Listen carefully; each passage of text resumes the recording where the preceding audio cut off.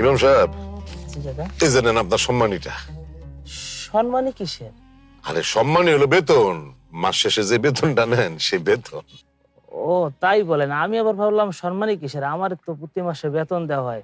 তাছাড়া এরকম খামে করে তো কোনো সময় দেওয়া হয় না, এমন ভাবে দেওয়া হয় যেন ভিক্ষে দিতেছেন। এইভাবে বললেন না হুজুর, লজ্জা লাগে। আপনি হইতেছেন মসজিদের ইমাম, আপনার সম্মান সবার উপরে, আপনার সবার সামনে দাঁড়ায় সবার নামাজ পড়ান, আপনার কি বেতন দেওয়া যায়? আপনি তো কারো চাকর না, আপনার দিতে হয় সম্মানী।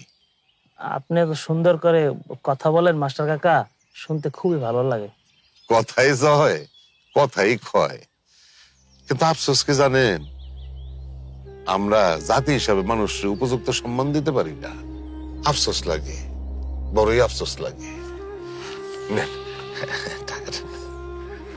কাকা তো ভারী লাগতেছে, কয় টাকা দিয়েছেন? 50,000 আছে এখানে। 50,000 টাকা দিয়েছেন? আমার বেতন তো 8,000 টাকা। 8,000 টাকা ছিল, কিন্তু এখন আর 8,000 টাকা নাই। আপনার বেতন 30,000 টাকা ধার্য করা হয়েছে। তাহলে আরো যে 20,000 টাকা বেশি আছে এখানে। ঈদ বোনাস, দুনিয়ার চাকরিজীবীরা ঈদে বোনাস পায়, আর যেই লোক আখেরাতের কাজ করে, মানুষের নামাজ পড়ায়, সে কেন বোনাস পাইব না? কোন আর আপনি কাঁদতেছেন কেন হুজুর?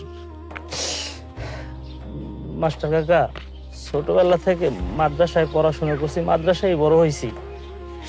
আমার মাদ্রাসার হুজুরের দেখতাম কয় টাকায় বেতন পাইতো, ঠিক মতো বাজার করতে পারতো না। হুজুরের সংসার চালাইতে অনেক কষ্ট হইতো। হুজুর আমারে বলছে একদিন, জহির দেখি সেই দেশে আলেমদের ইমামদের এক সময় ঠিক সঠিক মূল্যায়ন হইবে। এরপর আমি যখন পড়াশোনা শেষ করলাম, এই মসজিদে চাকরি নিলাম, তখন আমার বাসার সবাই বললো কি, মসজিদে চাকরি করে কয় টাকা বেতন পাবি, তার থেকে বরং ব্যবসা কর। আমি তখন এই হুজুরের কথার মতো করেই বললাম যে দেখেন আপনারা, এই দেশে একদিন আলেমদের সঠিক মূল্যায়ন হইবে। আজকের এই দিনটা যদি তাদের একটু দেখাইতে পারতাম যে আপনার মতো মানুষও এই সমাজে আছে, তাইলে বড় ভালো লাগতো। আমি জানি বাংলাদেশে গ্রামে গঞ্জের সব সাধারণ মসজিদ গুলার যারা ইমামতি করে, তারা অতি মানবতার জীবনযাপন করতেছে। মানুষের বাড়ির খাবার খাইতে হয় তাদের, পরিবার পরিজন রেখা বহু দূরে এসা তারা এই ইমামতির কাজটা করে।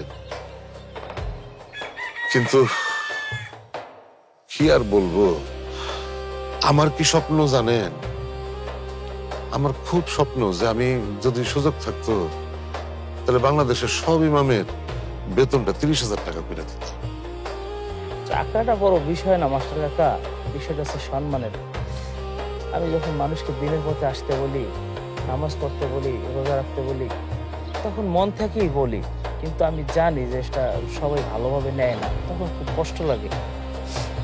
আর এই যে মসজিদের বেতন বা অন্যান্য সময় যখন টাকাগুলো দেওয়া হয়, তখন সব ইমামদের কি এমন ভাবে টাকা দেওয়া হয় মনে হয় যে ভিক্ষা দিতেছে, তখন একটু কষ্ট লাগে। এই দিন এক সময় পরিবর্তন হইল। আমি কি স্বপ্ন দেখে জানি ইমাম সাহেব? কি চাচা? আমি স্বপ্ন দেখি এই দেশের শ্রমিক, কৃষক, মজুর, রিক্সাওয়ালা, ঠেলাওয়ালা, ডাক্তার, শিক্ষক, রাজনীতিবিদ সবাই একই রকম সম্মান পাবে। মানুষে মানুষ সম্মান করবে মানুষ হিসাবে, তার পেশাগত দিক চিন্তা করে সম্মান করবে না। এই দেশে হিন্দু, মুসলমান, বৌদ্ধ, খ্রিস্টান সবাই একই রকম ভাবে থাকবে।